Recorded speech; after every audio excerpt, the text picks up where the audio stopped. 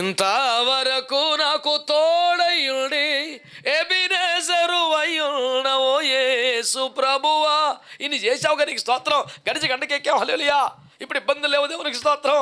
అచ్చగా టీవీలో కూర్చోవాలి అవ్వదు, వచ్చి పడిపోతుంది ఏదో ఒకటి. నువ్వు అప్పుల్లో లేవు, నువ్వు రోగాల్లో లేవు, నువ్వు వ్యసనాల్లో లేవు, నువ్వు హాస్పిటల్లో లేవు, కానీ శరీరంలోనే అదొక్కటి మర్చిపోవద్దు.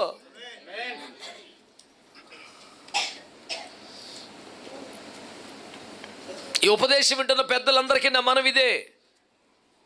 నువ్వు సంపదలో ఉన్నా, నువ్వు వ్యాపారంలో ఉన్నా, నువ్వు డబ్బులో ఉన్నా, నువ్వు బలం మీద ఉన్నా, నీవు కూడా శరీరంలోనే ఉన్నావు.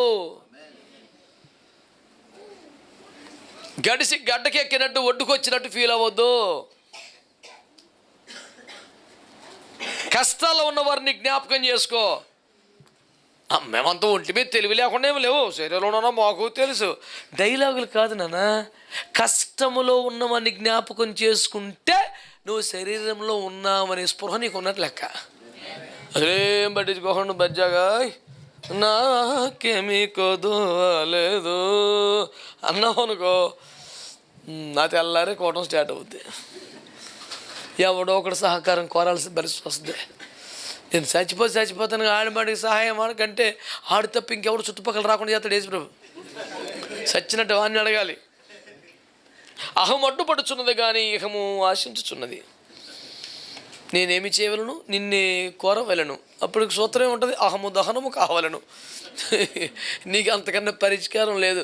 50 మందికి నా మనమేమనగా, మనము ఎక్కడున్నా, ఏ గడ్డ మీద ఉన్నా యేసు రక్తమే జయం. శరీరములో ఉన్నామని స్పృహ కాస్త పెట్టుకొని చెప్పండి, ఏం చేద్దాం? కష్టాలు ఉన్నవారిని అసలు వాళ్ళు ఇగ్నోర్ చేయటం, ఆ వైపుకి వెళ్ళకుండా మెయింటైన్ చేయటం, వీధి మార్చి సిటీ తిరగటం, మనకు తగలకుండా ఎందుకు వచ్చిందిరా బాబు అని అసలు వెళ్ళకుండా మెయింటైన్ చేయటం.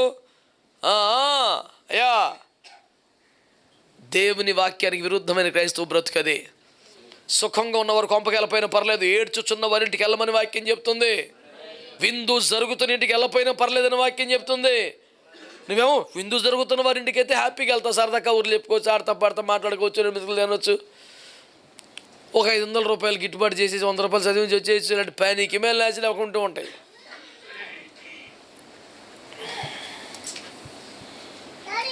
ఏం గుర్తుపెట్టుకోవాలి?